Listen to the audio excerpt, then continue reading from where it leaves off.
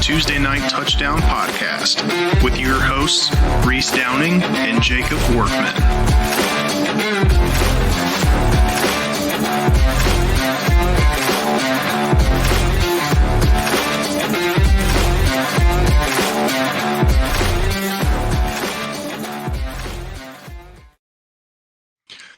What's going on, guys? It is TNT Tuesday Night Touchdown Podcast, NFL edition.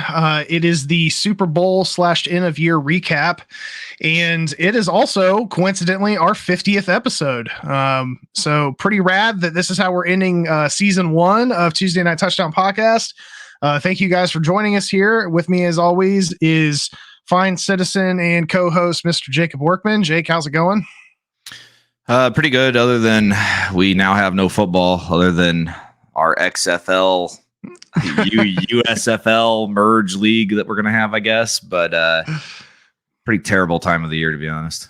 Yeah, I mean, as a hockey fan, I've got the Penguins. Obviously, spring training's coming up, so that's kind of exciting. But yeah, I mean, all things considered, we'll see what this product looks like with this XFL and USFL merger.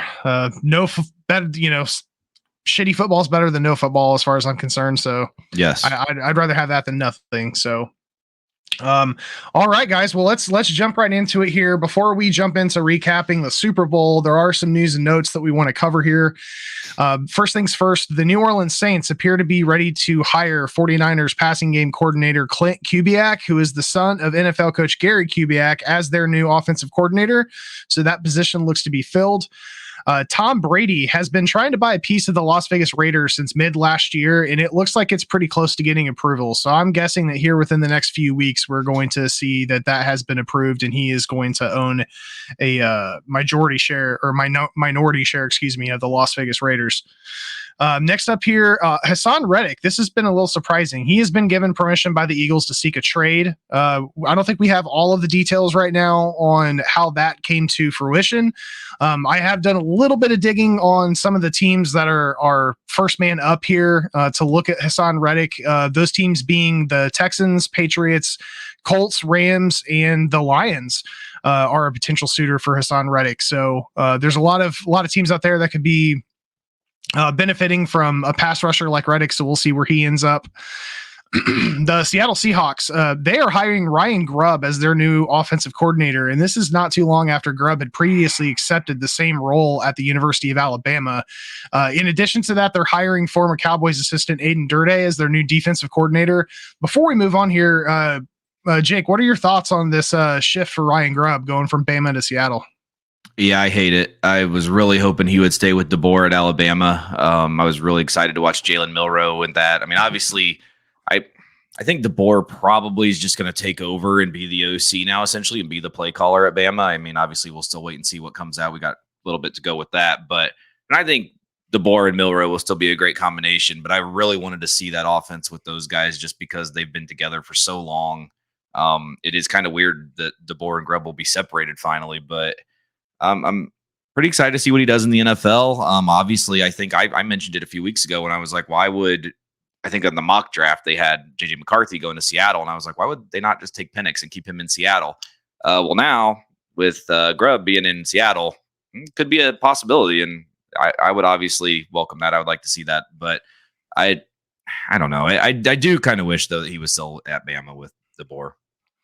Yeah, definitely a little bit of an eye-opener there for him to shift.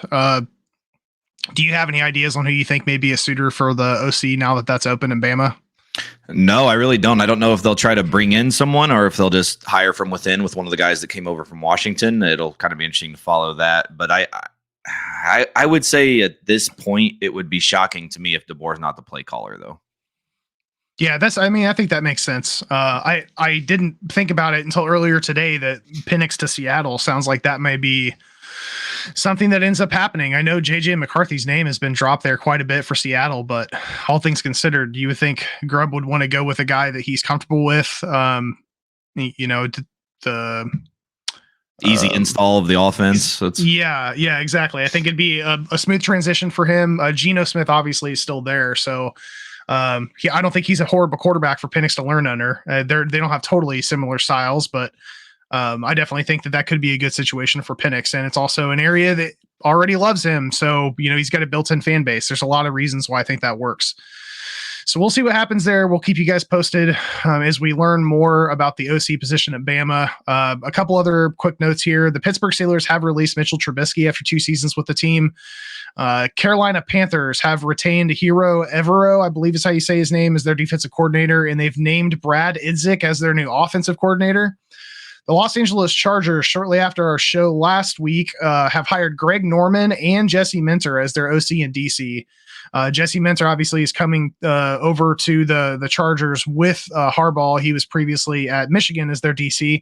They're also looking at former 49ers linebacker and previous Harbaugh player Navarro Bowman as the team's new linebackers coach. I thought that was cool. I always like seeing players become coaches. So that looks like that is in the works. The Dallas Cowboys have hired former Vikings head coach Mike Zimmer as DC to replace Dan Quinn. This was a topic of conversation that we've been touching base on a couple weeks. Obviously, I've been pretty vocal about them wanting to look at Mike Vrabel. I knew it was kind of a long shot considering he's much better suited for a head coaching role. I actually really like this hire, especially when you're looking at some of the other guys that they were considering, like Rex Ryan. I know that we had this conversation and I wasn't super thrilled about the fact that he was even getting an interview.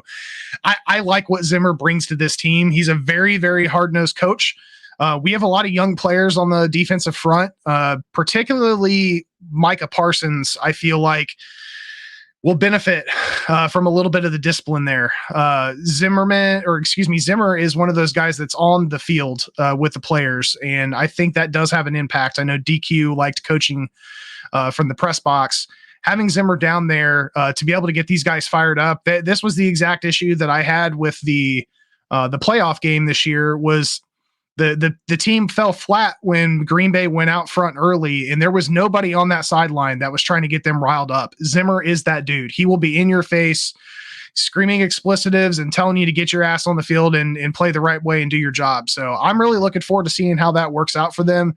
I don't know if he's going to be somebody that could be a potential suitor to replace Mike McCarthy if that ends up happening.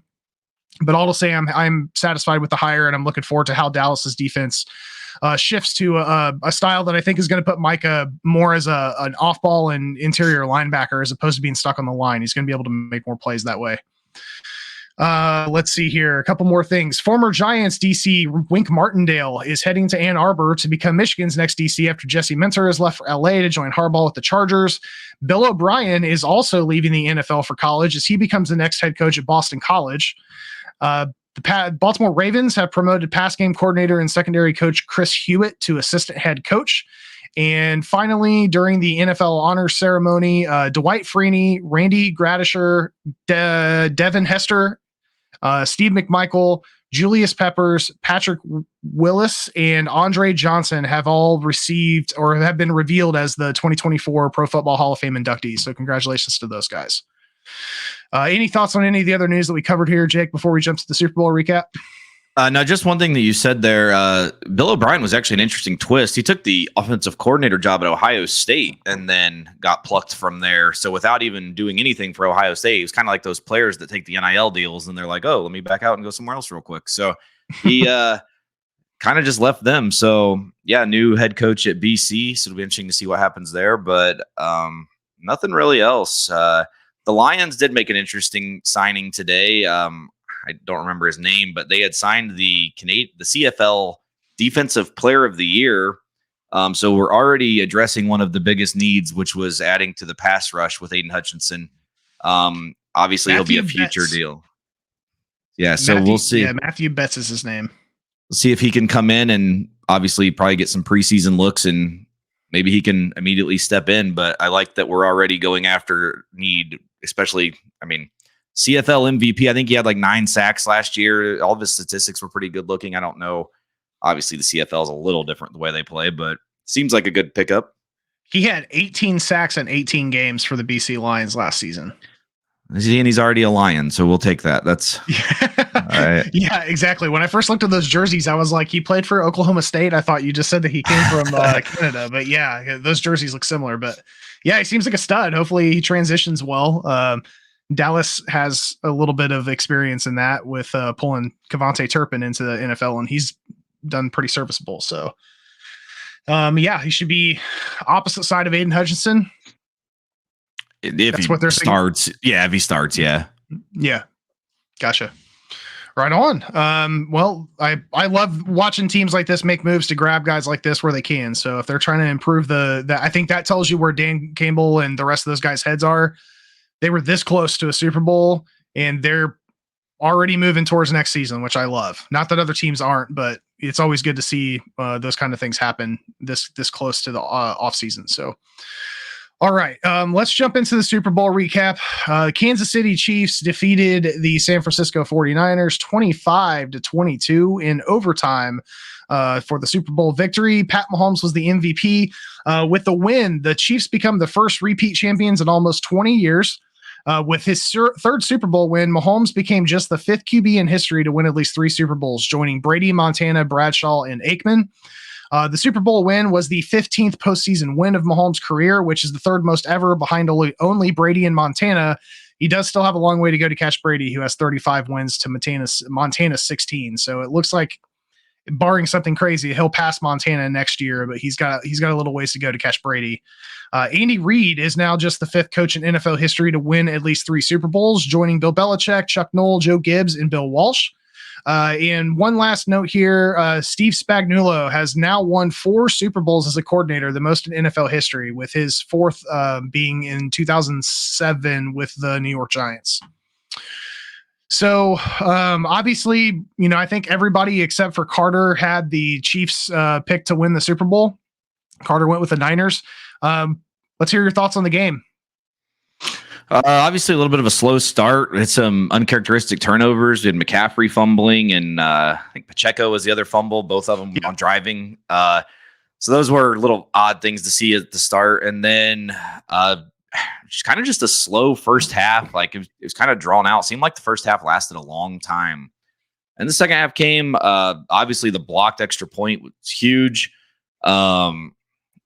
I thought the officiating was pretty good. There were some things that I didn't quite understand. There was an intentional grounding called that I will never understand how they called it. There was a receiver literally right there when the ball landed. It was kind of questionable. And there was one other officiating thing too that I was like, what the 49ers had a diving catch and the ball clearly hit the ground when he landed. And we've seen obviously the Dez catch and Calvin catch. And I don't know how that was a catch, but I don't know. Again, overall though, even for the whole playoffs, I would say officiating was pretty solid. It was much better than the regular season, thankfully. Yeah, I agree. Late drive down the field to tie the game for overtime. Obviously, I will never understand Kyle Shanahan taking the ball. He did say in the post-game press conference that he wanted the ball third. That was his reasoning, which I don't understand that, because even in my opinion, with as risky as Andy Reid is, like say the 49ers scored a touchdown, I think the Chiefs would have went for 2 if they would have scored. So he would have never got the ball to begin with. And I don't know, you give Mahomes the extra down. Obviously, it was really nice to see Mahomes finally use his legs again. It was last game of the year, so he didn't have to worry about injury or anything. He had some huge runs, which he really hasn't had a lot of this year. So that was nice to see again. But overall, pretty good game. Not really much more you could ask for. I wanted the Chiefs to win, so I liked the ending. And a pretty good football season, minus the Lions falling 1 game short. All right. I'm going to touch base on a couple things that you said there. First,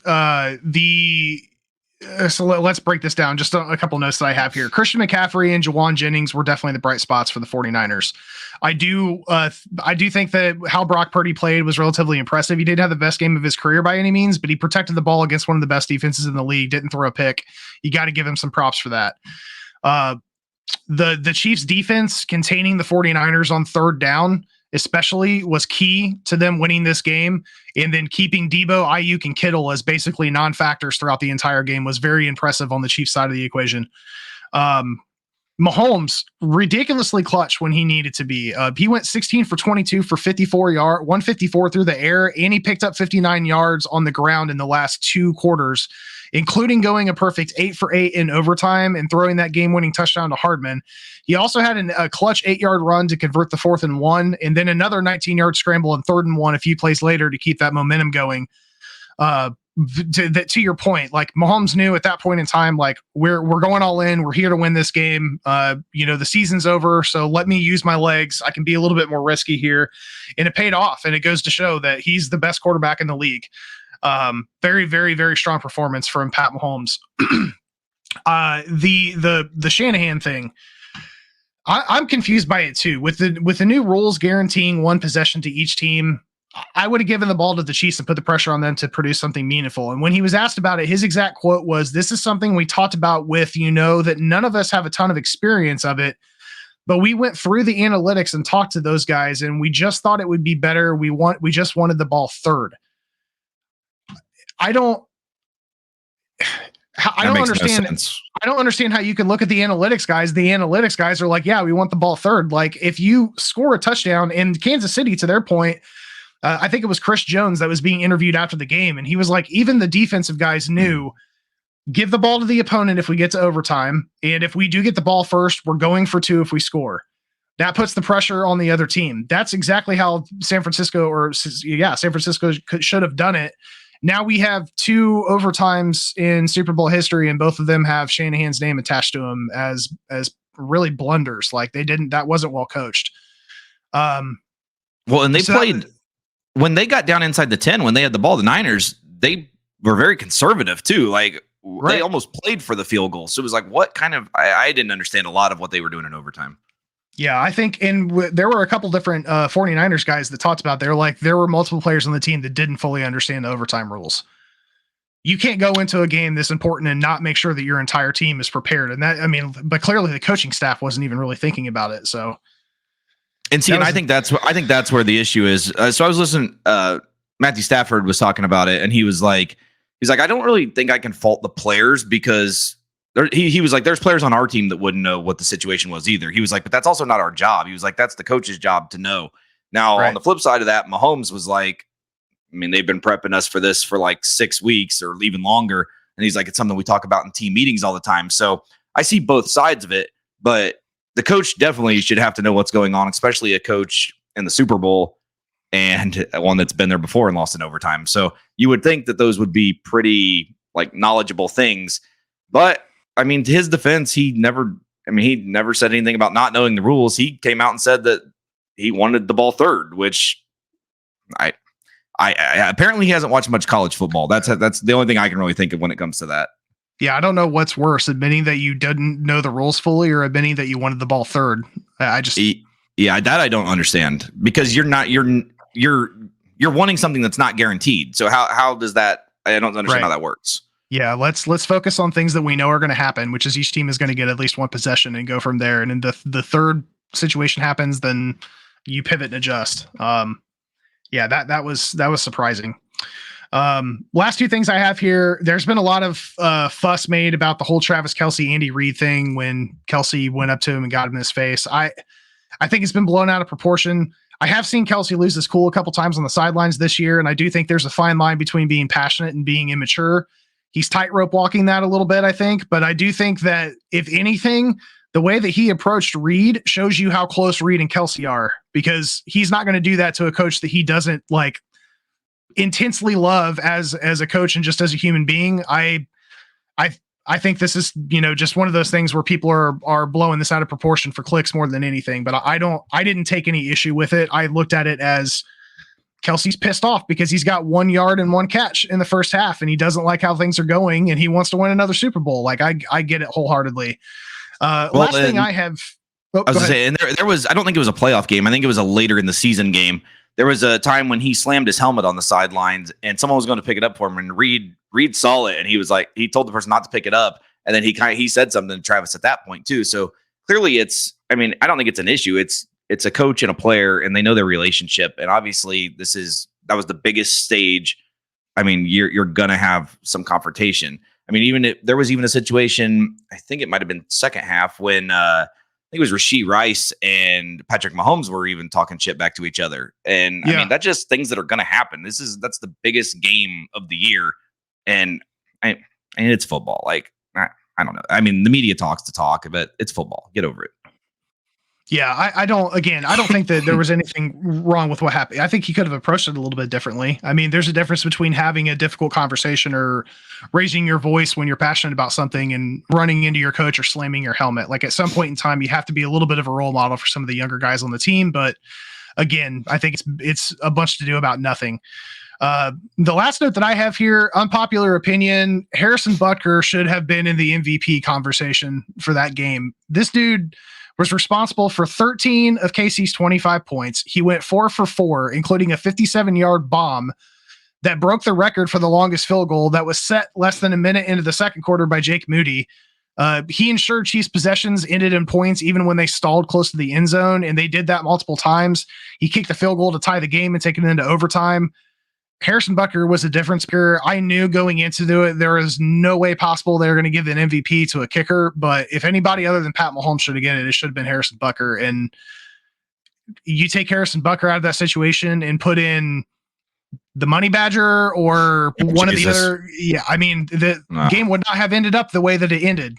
So I understand why Pat Mahomes got it. It's the popular thing to do to give it to the quarterback more often than not. I actually threw money down on Janarius Sneed getting it, but we didn't end up getting those picks that I was hoping for. So all in all, I think it was a really good game. I do hope that we don't see KC and San Francisco in the Super Bowl again next year. I would love to see some parity going into that, but we're going to talk about some early guesses here shortly. Let's go in here to the end of year recap stuff, just to recap this now that we're on the last episode of the season. We've touched base on this already. My final regular season record was 137, 130-5. Jake was 131, 136-5. Final lock record for me was 15-3. Final lock record for Jake was 12-6. A majority of those losses on the 6, I think, came in the early half of the season. He hit a hot streak there towards the end.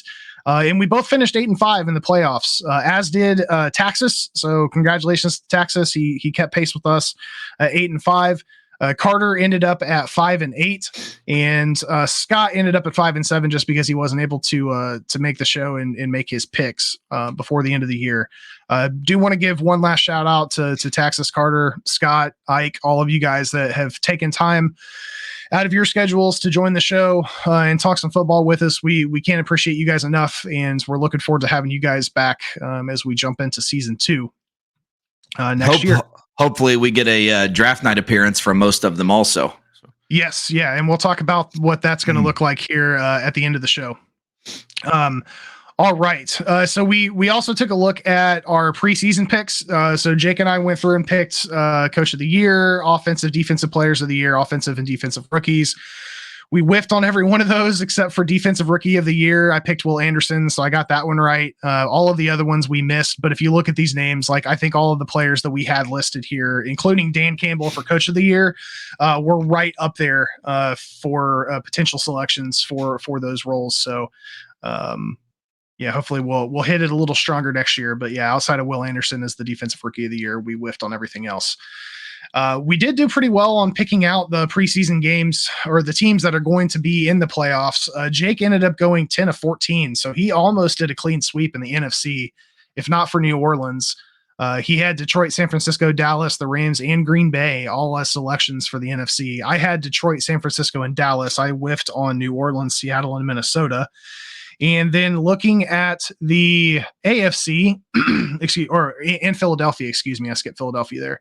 On the AFC side, Jake had Baltimore, Kansas City, Pittsburgh, and Miami. I had Miami, Kansas City, Buffalo, and Baltimore. So pretty on track there on the AFC side of the equation, but we both were over 500 on the teams that we thought were going to make it.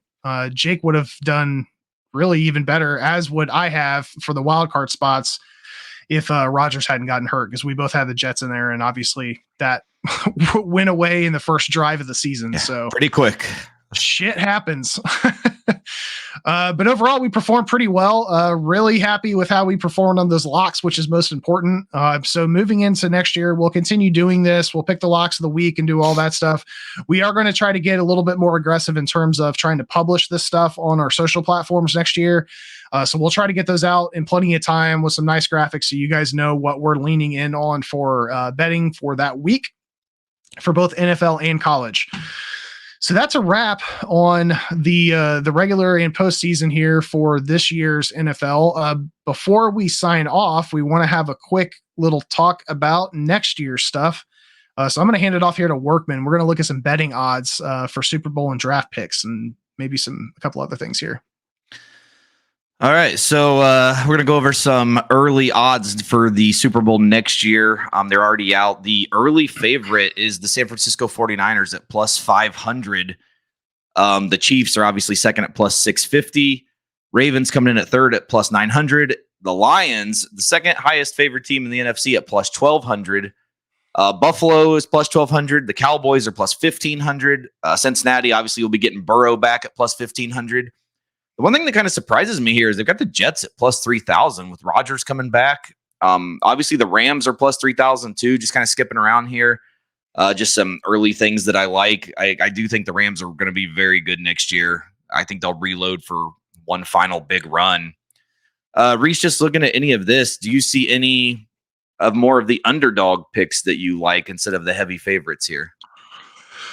Oh man, underdog picks. I mean, if I had to go for way too early selections on Super Bowl, I'd probably lean towards Baltimore and Detroit. But as far as the long shots, a little surprised at where the Rams are sitting at, just because of some of the young talent they've uncovered. They're only going to get better next year.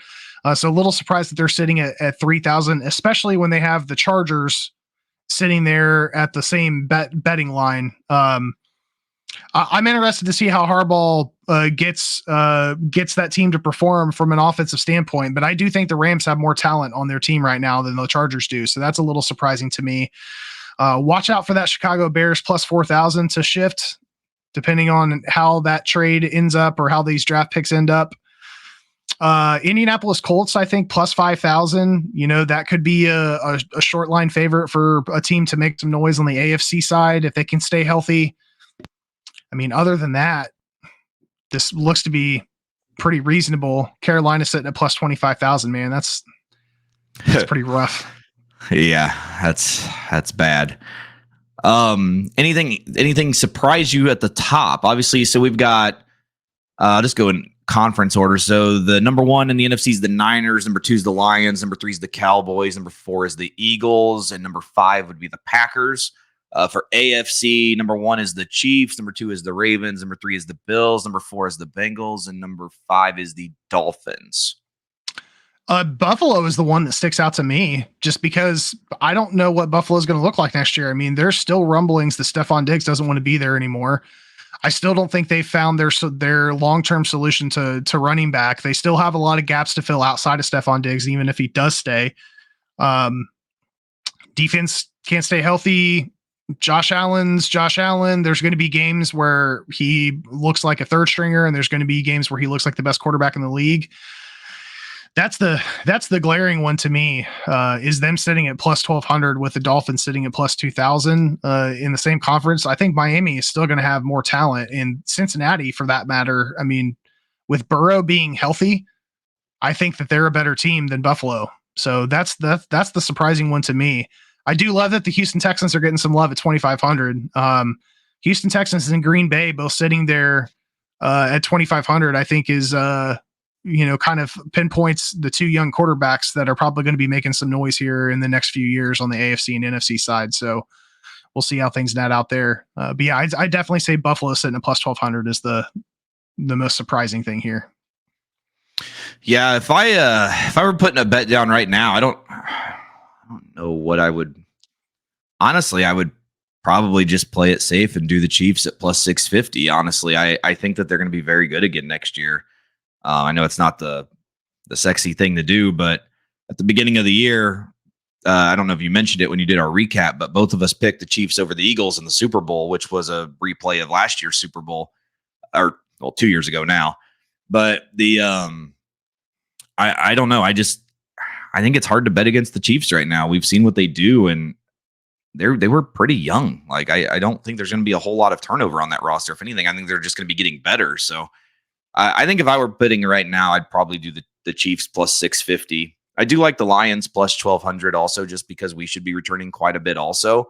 and just how close we were. But the NFL, I mean, it's tough to get back there. So we'll see what happens next year. But just an early look there at some of the Super Bowl bets. We're going to switch to the draft now.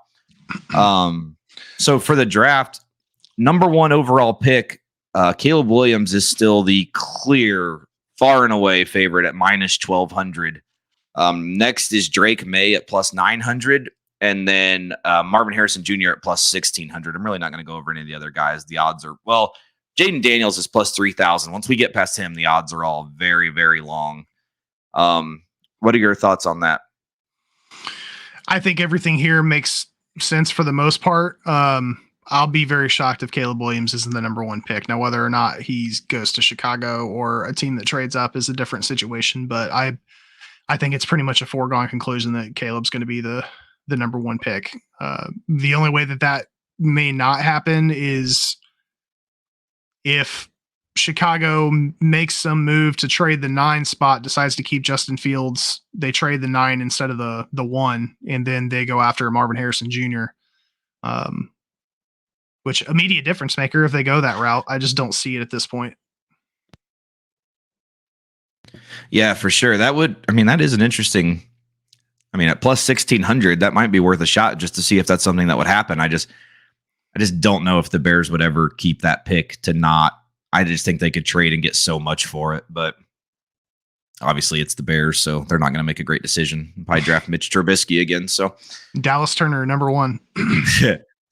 So, all right. So we'll go to number 2. So the number 2 overall pick right now, odds on favorite is Drake May at minus 175. Jaden Daniels is plus 200. Caleb Williams is plus 1,000 just because they're not anticipating him being there. And then Marvin Harrison Jr. at plus 1,400. Everything else kind of gets a lot longer odds there. I kind of like the Jaden Daniels at plus 200 here, just because I don't think Drake May is that clear in a way, the number 2 overall pick. Plus, this is pre-combine, and I think Jaden Daniels' numbers at the combine could really spark him to shoot up the board a little bit to get up to the number 2 spot. So, plus 200 for Jaden Daniels at number 2, I don't think is too bad of a pick. What are your thoughts on number 2?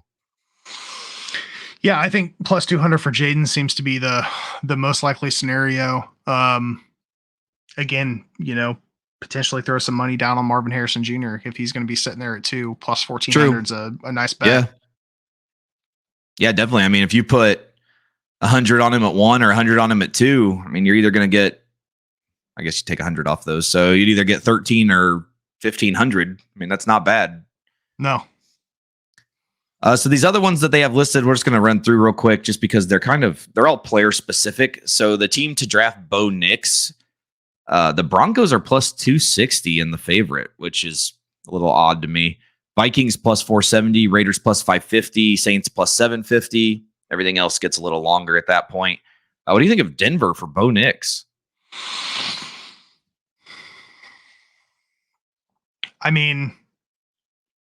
Where are they picking? I'm looking at so they're on the 12 spot right now. So he would have to be bypassed by the Vikings, who are going to need a quarterback, and the Falcons, who are going to need a quarterback. And I'm assuming that Drake May and Jaden Daniels are gone already.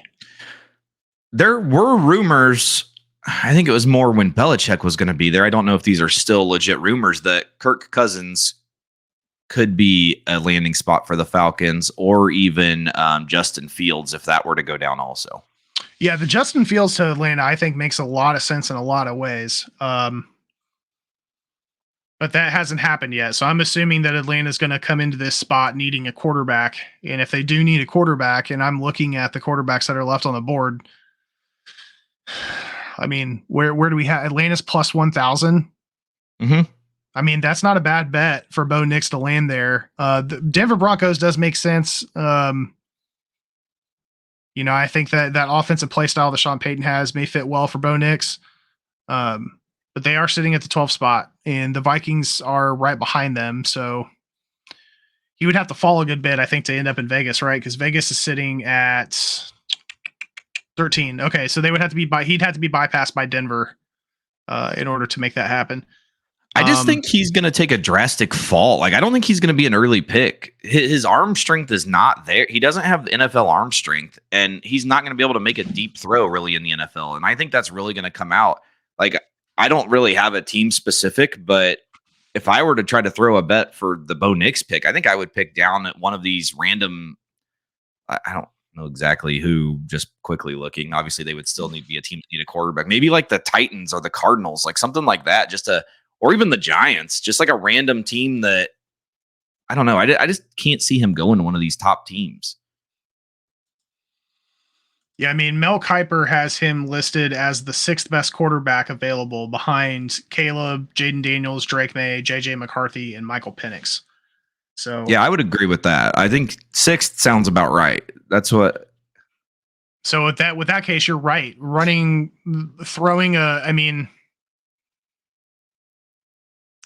Tennessee, Washington. Like that area. Washington, yeah. Like let's say Washington, because do they have 2 first-round picks? I don't believe so, but I'm not positive. Okay, yeah. So they just have the 2 spot, but that doesn't. I mean, this is to where the team that's going to draft them. It's not first round, right? So right. Let's say Washington. Yeah. So let's say Washington pulls the trigger on Marvin Harrison Jr. and decides to let things fall where they may. That could be an opportunity there. I don't see him going to Detroit because they have Hendon Hooker already. The Jets. I can see the Jets. Yeah. The Jets could pull the trigger on him. I mean, he's not the same player as Aaron Rodgers. He doesn't have Aaron's arm, but no, I do think that, like, for money purposes, if you were to actually throw a bet down, you have to look like early to mid second round teams that would still potentially need a quarterback. I think that's where you're going to get the value with him. Yeah. Well, for what it's worth, in Kiper's last draft, or his last mock draft that came out at the end of January, he has Laiatu, however the hell you say that guy's name. Laiatu Latu, I think. Laiatu Latu. Yeah. He's got him going 12 to Denver. Okay. So he does not have Knicks getting drafted in the first round, which isn't surprising. So yeah, I wouldn't either. All right, so let's move to Brock Bowers. I know we talked a little bit that the Chargers would probably be a favorite. I do not know if they are the favorite. Let's see. Yes, so the Chargers are the favorite. The Jets are second. The Colts are third, which I think were all teams that we brought up when we talked about this a few weeks ago. Yeah. Everything else kind of a little bit of a long shot. Yeah, I think that those top 3 teams that are the favorites obviously are who you have to look at. A lot of the stuff I've been seeing is Chargers. Colts, obviously, that would be a great pickup also. I haven't really seen the Jets, but that is a position of need there. You share the same thoughts for Brock Bowers? Yeah, I'll be surprised if he falls any lower than 10, which is where the Jets are sitting. So yeah. Indianapolis will be very, very lucky if he falls all the way to 15. Right. And I think for the Colts to get him, it would probably have to be a trade up scenario. I'm not sure he could fall that far, but no, he's not falling out of the top 10. I'd be shocked. Yeah, me too. Next, JJ McCarthy. We've got Minnesota as the favorite, Broncos second, Vegas third, Seattle fourth, Rams fifth. Falcons sixth. Everything else after there gets a little bit longer odds. What are your thoughts on JJ McCarthy? I've not been overly impressed with JJ McCarthy. I've talked about it a lot on the college podcast. I don't know, man. I think him and Bo Nix are going to cost some guys their jobs. I would not draft either one of them. Yeah, Denver is the team that I was looking at there. I don't think he goes to Seattle. Potentially go to Vegas, but why would you draft him to go up against Aiden Hutchinson? I don't see that. I mean, there's some rumors there's a potential quarterback that may land in Vegas, right? I'm drawing a blank on who that is. It was Russell Wilson was the talk. Okay. That was one of, but we don't know what's going on with that. Yeah, a lot of things up in the air still. I would avoid that plus 1,600 Chargers. I think that's probably going to be a somewhat popular pick because of Harbaugh being there, but right. They have Justin Herbert. They have absolutely no need for JJ McCarthy. So no. And if I'm JJ, I don't want to go play behind Herbert because I'm never going to play. Right. Yeah. I think he probably will end up being a first round pick. I don't think he should be, to be honest, but people are higher on him than I am. Him and Bo Nix, I would not be taking either one of those guys in the first round. Next, we've got Michael Penix Jr., which, if you listen to the college show, is one of my favorite players. We've got the Falcons as the favorite. Seattle is second. So with Grubb going there, Seattle has moved up to second. The Vikings at third, we got the Raiders fourth, and they all have pretty similar odds there. The Broncos and Steelers, the odds get a little bit longer, and then the Bucks at plus 16, Patriots at plus 16. Falcons, we just talked about a little bit ago. Obviously, we got to wait and see if they end up getting Justin Fields or who was the other one we mentioned with them? I don't even remember now. But, Kirk Cousins. So either one of those two end up in Atlanta. Seattle, we talked about this earlier with Ryan Grubb. Obviously, this would be the dream pairing. Bring him in, pair him with his college OC at two different schools, and he's ready to go already. He already knows the offense, and I think he would fit in well. That's his hometown for the last couple of years, playing for the University of Washington, taking them to the College Football Invitational this year. Vikings, I would hate to see just because I don't really want him in the division, but it is what it is. If he ends up there, pairing him with Justin Jefferson and Jordan Addison would be great. Raiders, again, put him with Devontae Adams. I've said multiple times, Penix is the most accurate thrower of the football I've ever seen. He's so accurate. So any offense that has a weapon, I think he immediately becomes a great player to come in for your offense. Yeah, I think that Atlanta could potentially be a good spot for him. I also think that the Raiders could potentially be a good fit. Tampa is another option there, and they're sitting at plus 1,600. I don't know what their move is with Baker, but it sounds like Baker's going to be coming back. But well, so I think Baker's going to be re-signing because they went out and made the move. Unfortunately, if you heard our podcast, I don't know what week it was, but a long time ago, the college episode, I said I really wish Liam Cohen would be the next head coach at Ball State. Well, that didn't happen because he's back in the NFL. He went from the Rams OC to the University of Kentucky, which he was already at before. So he's been two stints, University of Kentucky, been with the Rams. He was Baker's OC the week that Baker came in, was on Thursday Night Football, and led the Rams to a victory. Now Liam Cohen and Baker Mayfield are going to be reunited in Tampa, which I think will be good. I like Liam Cohen. I think that's a good hire. So I think Baker will still be the quarterback in Tampa for that reason. I think they brought him in to pair with him. So let me ask you this. Matthew Stafford getting a little up there in age. We don't know how much longer he's going to be playing. Penix falls. You think that's a fit? Potentially draft him maybe second, third round? Oh, well, he was there that late. Yeah, I don't think there's a chance in hell Penix lasts that long. But if he were to fall that far, yes. But the Rams have some other needs they need to address in the draft. And I don't think quarterback. I think Stafford, I think he's probably got 2 years left on the safe side, maybe 1 year left if they were to win a Super Bowl. But I would say he's probably playing 2 more years. So I'm not sure I would run the risk of a reach at Penix for that early when they've got some other needs they need to address. Yeah. My only concern, I mean, he's durable as hell for as banged up as he constantly is. But getting a quarterback now that can sit behind Matthew for a couple of years is not a bad idea. Yeah. So we'll see where he ends up. I can't remember where he had Penix listed in Kuiper's rankings, but I do remember it was a little further, but I think that was because the Grubb hire it hadn't happened yet. I think they had JJ McCarthy going to Seattle in that mock, and yeah, they did. Yeah, and so I think Grubb there changes a lot. I think that's a huge deal. Yeah, well, I mean, and that's why I think it's kind of surprising that they even have Atlanta. I don't know that Atlanta's going to wait for the draft to figure out what they want to do with their quarterback position. So I just don't think they're going to roll the dice to try to see what falls at 8. So I think that potentially puts them out of the running, which puts Seattle at the forefront. And I think it makes a ton of sense, as we just talked about with Grubb. So yeah. Last one, Marvin Harrison Jr. Obviously, he's going to be one of the top picks of the draft. He is a favorite of minus 195 to the Cardinals. So obviously they are pretty heavy on that one. Patriots are second at plus 470, Bears at plus 500.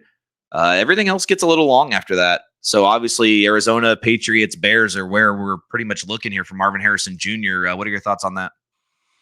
I'll be shocked if he goes to anybody other than Arizona, because I think we talked about this last week or the week before last. I think he's the best player in the NFL as far as this draft class is concerned. When it's all said and done, I think he's going to be the best one. I don't see him going. I would say steer clear of the New England Patriots side unless they decide to make a move somehow there's no quarterbacks out there for the Patriots, and Mac Jones is not the answer. So they're going to have to grab Jaden Daniels or Drake May or Caleb, like whichever one of those three quarterbacks falls to the Patriots has to go New England. It doesn't make any sense for them to not do that. So I think that eliminates them from this equation.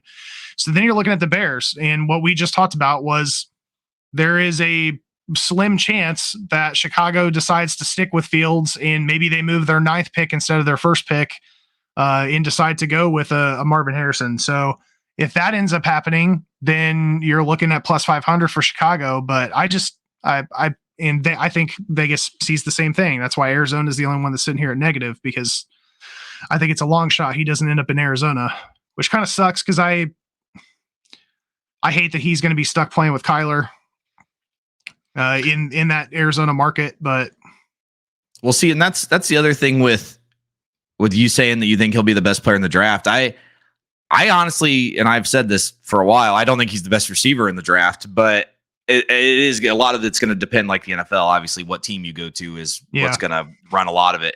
I'm still a huge fan of Rome Odunze. I would take Rome Odunze over Marvin Harrison Jr. I pretty much said it all season in college football. Also, I just really like Rome Odunze. I love what he does. He will probably end up being a top 15 pick if I had to guess still. But yeah, with this Marvin, I just think by default you probably have to put him in Arizona. I'm a little sad to see the Lions at plus 19,000 for him, because that'd be quite the pairing. But I don't know how the hell Dallas is up at plus 11,000 other than just the fact that they're higher end up. One thing that we could consider here is the Chargers at plus 1,900. And the reason why I say that is, let's say we see Caleb, Drake May, Jaden Daniels go off the board, and Arizona decides that Brock Bowers is going to be a better long-term NFL product than Marvin Harrison. So they decide to pull the trigger on Brock Bowers. Pairing Marvin Harrison Jr. with Justin Herbert would be absolutely insane. So if you're trying to find a flyer there to make some money, LA Chargers at plus 1,900, I don't think it's that much of a long shot when they're sitting at 5. I don't either. And with Keenan Allen being a little older too, and I don't know, Mike Williams. I think Mike Williams he's older also too. Yeah. And he can't stay healthy. Yeah, Mike Williams is hurt all the time. Los Angeles Chargers depth chart outside of those guys. I mean, I know they have they drafted the kid from TCU too, I think last year. That's why I'm trying to remember his name right now. That's why I was trying to pull up the depth chart.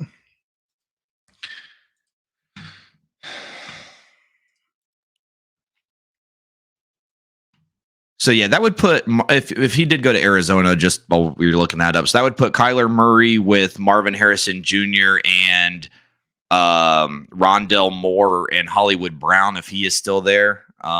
That's a decent offense, I guess, but the NFC West is so good that I think they're still the worst team in the division. So I don't know what that changes, but yeah. So the Chargers drafted Quentin Johnston from TCU. Yes, Quentin Johnson. Yeah. He's a big dude. He's 6'4", 215. So he's a solid player. Joshua Palmer has been there for 3 years now. He's out of the Rocky Top.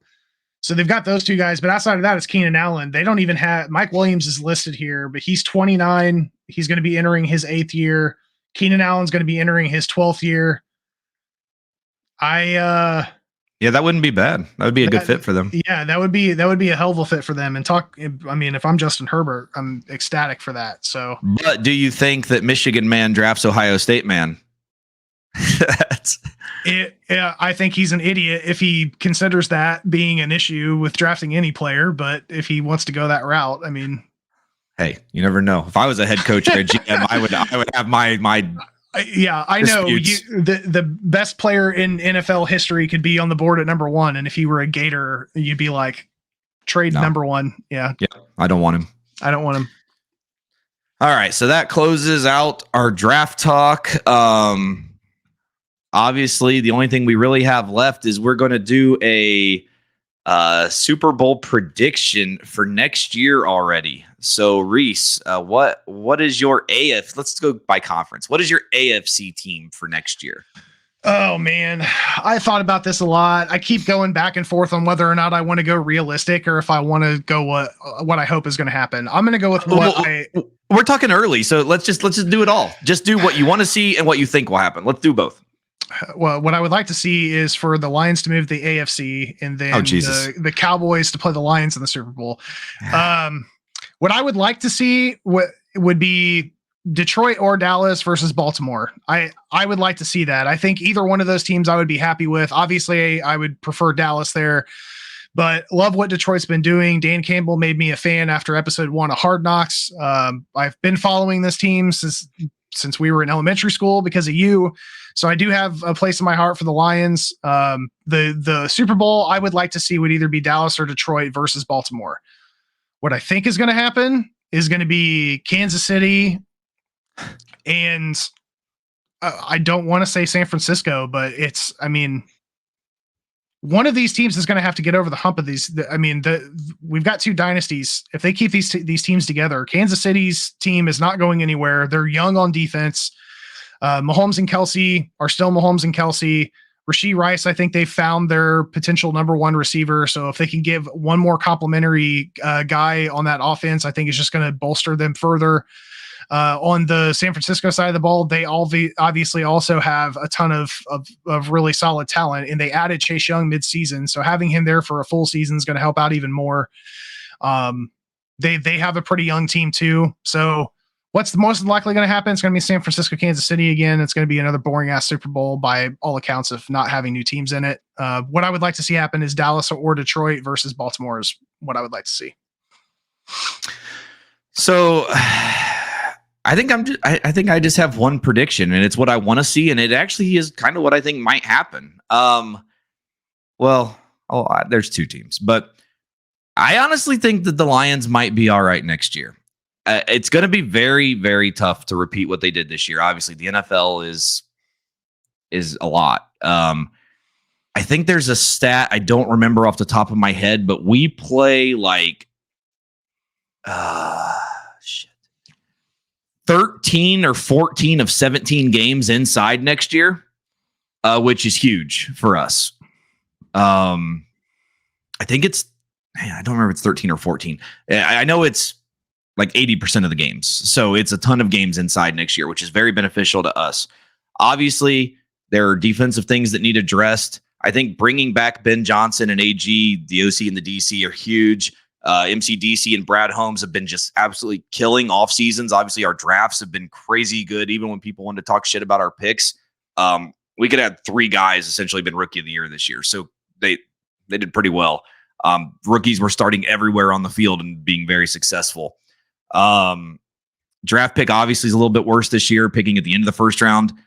I think golf's going to get restructured. That's going to open up some money for us for free agency. I think we'll still be able to bring in like 1 or 2 big free agents, which is huge because we're not that far away. Offense is pretty much set. I think we need to bring in a receiver. That's about it for offense. Defense, there's some holes to fill. That's going to be the big question. But the offense being completely set and bringing back Ben Johnson, I'm pretty happy with that, especially with the amount of games we're playing inside next year. So NFC for me is going to be the Lions. It is a little bit of a homer pick, but obviously we weren't that far off this year. So it's something that I think is realistic. I think my AFC pick is going to surprise you. I'm going Cincinnati. I think that Burrow comes back. I love what the team they have the weapons. And I think that they're like, you mentioned it when we were talking about it, that they were better than Buffalo when healthy. I think they're way better than Buffalo when healthy. Like, I don't even think it's close. And Cincinnati has been the team that's proven they can actually beat the Chiefs in the playoffs too. So I think I'm going to go Lions, Bengals, Super Bowl. And I know it's crazy, but that's what I'm going with. And if that were to happen and the Lions were to beat Cincinnati, I think Cincinnati will be my new favorite team in the NFL because Stafford would have won a Super Bowl beating them and the Lions would have won a Super Bowl beating them. So I will be the biggest Cincinnati fan on earth if that's the case. But that's my way too early prediction. I like it. Cincinnati was one of those teams that I thought about. And I think they can give Baltimore a run for their money. If it's Baltimore, Cincinnati, here's what I would love is Baltimore, Cincinnati as our AFC and Dallas, Detroit as our NFC. And then whatever happens from there, I don't care. I mean, I prefer to Dallas to win the Super Bowl, but right. On the upside or on the downside of that, if we make it to the NFC Championship, Mike McCarthy's going to keep his job. So I don't know how That's true also. Yeah. Yeah, I think those are solid picks, man. It was really a bummer to see how many really solid quarterbacks got hurt this year. It's crazy. It sucked. Surely Burrow's not going to go through this again. I mean, the poor dude. I really hope that he's able to stay healthy. That team. I've been a huge fan of Joe Mixon for a long time. He's been one of my staples on fantasy football that I always go get because he's always got solid production. He's still young. Obviously, Jamar Chase, T. Higgins, Tyler Boyd, like that's one of, if not the best receiving room in the NFL. They've got a really solid offensive line that they built up to protect Burrow, and that defense played pretty well, all things considered. And I think that you saw the solidification of that offensive line when Jake Browning stepped in for Burrow. Yeah. He didn't play bad last year or this year, I guess. And I think a lot of that has to do with the fact that he's protected. He's got time to be able to make reads. So all those things considered, I don't think Cincinnati's a bad pick at all. Yeah, man, Detroit, Cincinnati, I think would be a hell of a Super Bowl. I'm just hoping for some parity. Props to Kansas City, because if I was a Chiefs fan, I'd be like, kiss my ass. We're going to win every one of them, but I don't even doubt it. Like I go into the season thinking the Chiefs are going to, they're so damn good. Like me and Ike, we've watched some bad Chiefs teams back in the day with, we knew the Chiefs would get the ball with 2 minutes left in the game and Trent Green would drop back and we would wait for a strip sack fumble to end the game. We call it the Trent fumble play. It ended the game so many times. We watched that numerous times. Priest Holmes was obviously awesome during that era, and that was very fun to watch. But then it was like Alex Smith, which he had great years there. God, who else? Brady Quinn, I think he was there. Or Chase Daniels. I mean, just all of the Chiefs went through it. Like, it's not like they've just been ridiculous, but Mahomes comes in, Andy Reid comes in, Kelsey comes in, and my God, it's just been unbelievable what they've done. And I truly think that they're going to bring back Eric Bieniemy, and that's not what other teams should want to see, is him back in that offense. Yeah, I'm just going back and looking at the Kansas City quarterbacks before Mahomes. So obviously Alex Smith is who got supplanted. Chase Daniel was the backup there. Matt Castle was the starting quarterback for 4 years. Yeah. Brody Croyle got it for a year. Before that was Damon Heward. Trent Green, obviously through the 2000s. You had big Elvis Gerbach there in the late 90s. Steve Bono, and then before that was your dude Montana. So, God, yeah, but yeah, the Chiefs are they're obviously the blueprint right now, and they're what you want to be. Spags killing it with that. The improvement of the defense this year was huge. And like I said, I mean, they do now. Chris Jones, we're gonna have to get that money figured out. That obviously is a big deal again that we're gonna be talking about. Offensively, though, the receivers were young. They're only going to get more experience, kind of like the Packers. Their receivers were very young and going to get more experienced. But it's nice to have the veteran leadership with Mahomes and Kelsey to go with them. So I just think that it's tough to supplant the Chiefs right now. I mean, obviously, no one wants to hear that. But, I mean, I'll watch them every week. I love what they do, and they're very exciting. Anytime I can watch Mahomes play, I'm going to watch him play. Give me 10 shots of Taylor during the game. I love that also. So anything we can get for the Chiefs, I'm there to watch. I don't mind it. I like them. Yeah, I mean, looking at their free agency list, it's Chris Jones is at the top of that list. His AAV is 19.5, and then the next guy in line is Mecole Hardman at $4 million. So, and that dives down Clyde Edwards-Helaire, which they don't need to re-sign him. I mean, No. they've got Pacheco, so they can find a rookie quarterback in the 6th round to play backup. McKinnon will be gone more than likely. L'Jarius Sneed is a guy that I think they're going to try to re-sign. Right now, he's making less than $1 million, so that's probably going to cost them a little bit. Yeah. I do think that what's his name, Holmes, who's the guy who runs their GM. Kansas City's GM came out and said that his 2 guys that he's targeting to take care of first are Chris Jones and L'Jarius Sneed. Yeah, I don't remember. I know the Hunt family is I don't remember the GM's name, but Holmes is the Lions GM. But yeah, I would really love for L'Jarius Sneed to be a Lion. That's my big hope in the offseason. But I think he's going to be a big one, and Chris Jones obviously are the 2. I think Jones they'll probably be able to work something out with, unless something just rubbed him wrong with the way the beginning of this season went. But I don't know. I would be surprised if they don't keep both of them. Like, why would you not want to play there? Like, I don't know. I would want to be there. Looking at Detroit's free agency, Romeo Aquara right now is your guys' number 1 free agency. He's making 12.3. Yeah, and he hasn't done we have the brothers. We have both of them, and neither one of them have really done a lot. So it wouldn't surprise me. Chauncey's a free agent, so you guys are gonna have to take care of him. Yeah, CJGJ is going to be a big one. There was a lot of talk earlier that he wouldn't want to stay. But he's kind of hinted a lot now more recently. He got the playoff run. He got the experience of the Detroit crowd after missing like the whole damn season with the injury, which really sucked. But once he really got the crowd and he realized what Detroit was, he's kind of taken it in a lot. I think he might actually stay, which would be huge. Keep or release Emmanuel Mosley. Well, he was out all year, so that was another. Well, we got CJGJ and we got Mosley, and they both missed like the whole damn year. So that's part of the reason our secondary was so young and inexperienced. But I think that's more of a money thing. If the money's right, we keep him. But I don't know. A lot of it also is going to go into what other free agents we can get too. That's obviously we can get L'Jarius Sneed. We're not keeping him. But. Right. That makes sense. And I mean, outside of that, you guys have some pretty low level as far as players are concerned.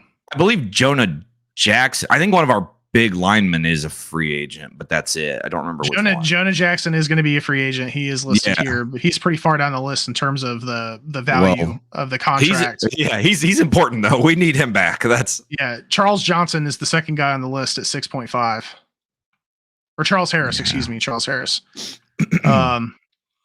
So yeah, I mean, you guys are in better shape than what Dallas is. We've got Tyron we're going to restructure Goff too. Yeah. Once we restructure Goff, we're going to have even more money. So yeah, so we've got Tyron Smith that's sitting at 12.2, Tony Pollard 10.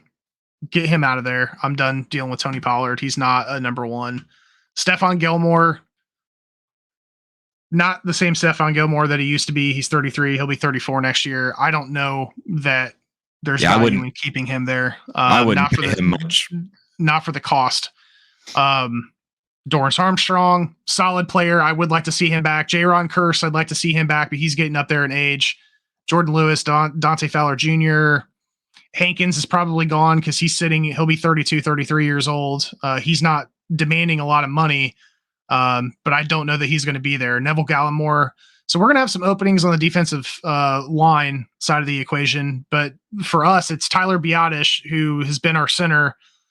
We need to find a replacement for him. And then Tyron Smith, man, like Tyron's one of my favorite all-time Cowboys. I don't want to see him wear another jersey, but the dude cannot keep healthy. So I just wonder if this is his last year and he hangs him up because of that. I mean, he's 33. So he's already getting up there. Yeah, maybe you always hope for something like a player coach kind of situation. That wouldn't be the first time Dallas has done something like that, but yeah, we need to get younger. Zach Martin's getting up there in age too. We got some age problems on the Dallas side of the equation, but yeah, just you talking about linemen and potential retirement. There was one that I heard for the 49ers, Trent Williams could potentially retire. So that would be huge. Also big loss for the 49ers. Yeah, I wish we would have gone through and looked. I mean, who are the biggest free agents? Well, actually, I think I can filter that out here. Let's take a look. Yeah, so Kirk Cousins is being like he's the number 1 dude there. Ryan Tannehill is listed second. Leonard Williams, Chris Jones, we just talked about. Daniel Hunter is going to be a free agent. He's currently on Minnesota. Mike Evans, Odell is going to be a free agent. Carl Lawson, Buda Baker, Kelsey obviously retired. I hope Odell goes back to the Rams. Adoree Jackson, he is going to be a free agent. He's currently on the Giants. That would be a solid pickup for somebody. Marcus Davenport. Derrick Henry is one that has been rumored to Dallas quite a bit. Josh Jacobs. That's a name that I haven't heard a bunch about. He had I think a little bit of a down year compared to previous years, but him, Saquon, Tony Pollard, the current group of running backs is interesting to see how this all nets out, especially because I hope that what happened with Detroit and pulling the trigger on a first rounder clearly was the difference maker for that offense. I hope that opens things up a little bit on the NFL draft, and people aren't scared to pull the trigger on a running back. Because if you can get 4 serviceable years out of them, I mean, yeah. The only thing, I'm just trying to think of college football real quick. I'm trying to think if there were any, maybe Blake Corum, maybe. Like, I'm trying to think of a running back that could even. I don't remember Blake Corum's going back to Michigan. I don't think he is. He's currently listed on the big board for PFF as third. Number 1 is Jonathan Brooks out of Texas. His overall big board ranks 64. Trey Benson was a stud. Yeah, Trey Benson from Florida State. Obviously, you're familiar with him. They've got him listed at 2. Big board rank at 86. Blake Corum is third. Big board rank at 95. So he's in the top 100. And then a couple additional guys here. Bucky Irving from Oregon. And Audric Estime from Notre Dame are the 2 of the top 5. Jesus. So if those are the guys we're talking about, like, there might not be a running back picked in the first 2 rounds of the draft. Like, that's legitimate. I love Trey Benson. Trey Benson, I think, is going to be a great NFL player. I think Jonathan Brooks will be a great NFL player. Obviously, he's coming off of an injury. Corum, I think, can be good in the right offense. Bucky Irving was very good at Oregon, and Audric Estime is just gigantic. But if those are the guys, like, I literally might not be surprised if we don't see one until the 3rd round or a late 2nd. Yeah, you don't have a lot of those big name players coming out of, like, there's not a big name coming from Bama or LSU or Ohio State or any of those guys. So maybe that's a next year 2025 draft. Yeah.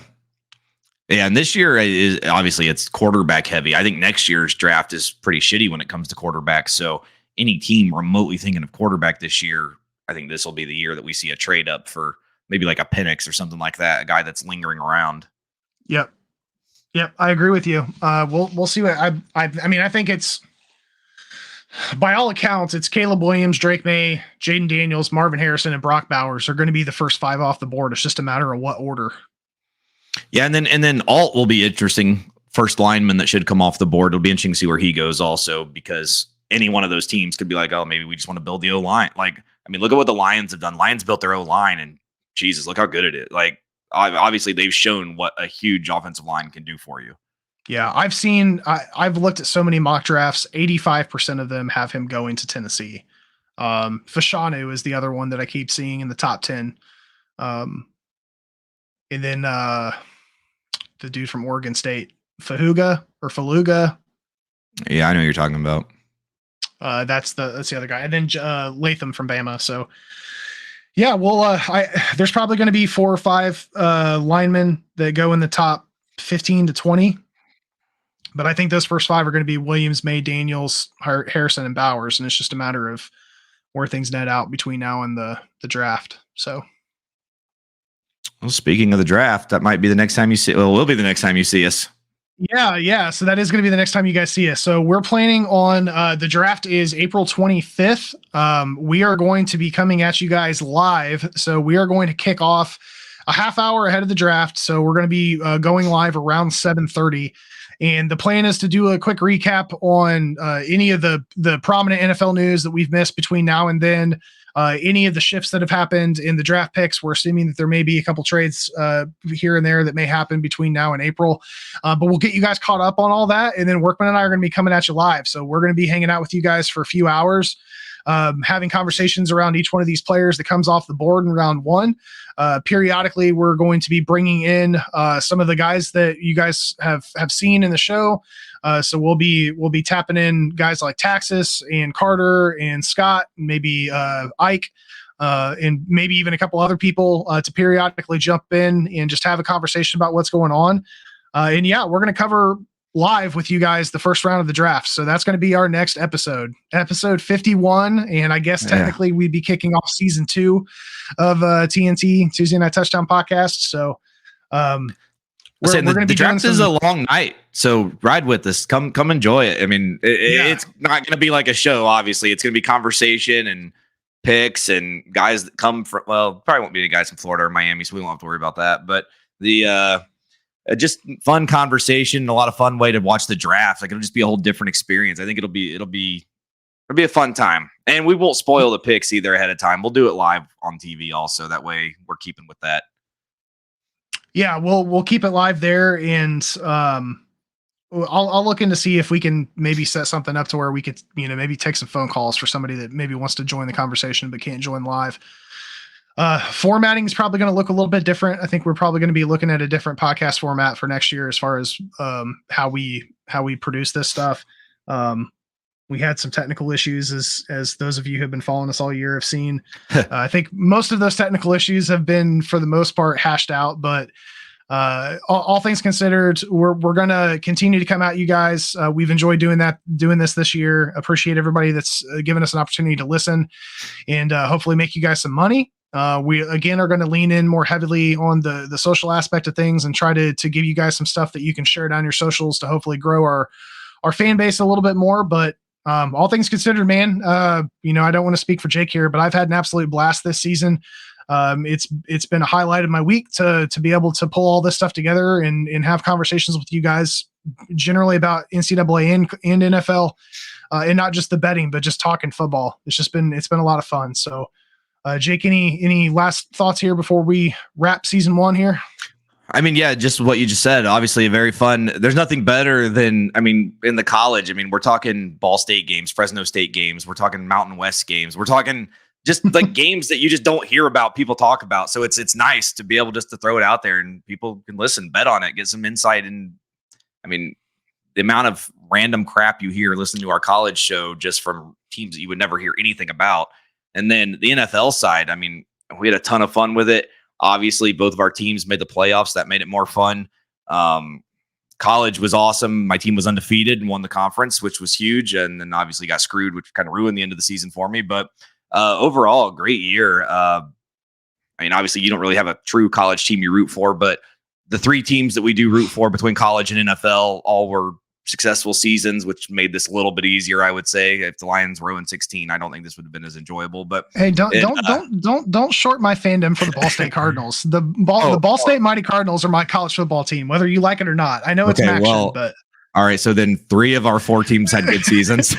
hey, we turned around that second half. Khalil Kelly stepped up and gave us a solid second half of the season. So I'm not complaining about it. We'll see what happens as we move into 24. But yeah, for sure. Yeah. But no, overall, 51 episodes, a lot of fun, a great special edition interview with our friend Coach Overholt of Delta High School. That was a lot of fun. The only specialty episode we did this year. So yeah, overall for the people that listen though, thanks, and just continue to share. And especially when we come back in April with the draft and the college previews and NFL previews, just come back to us and share it all. And we'll have a lot of fun again for season 2. Absolutely.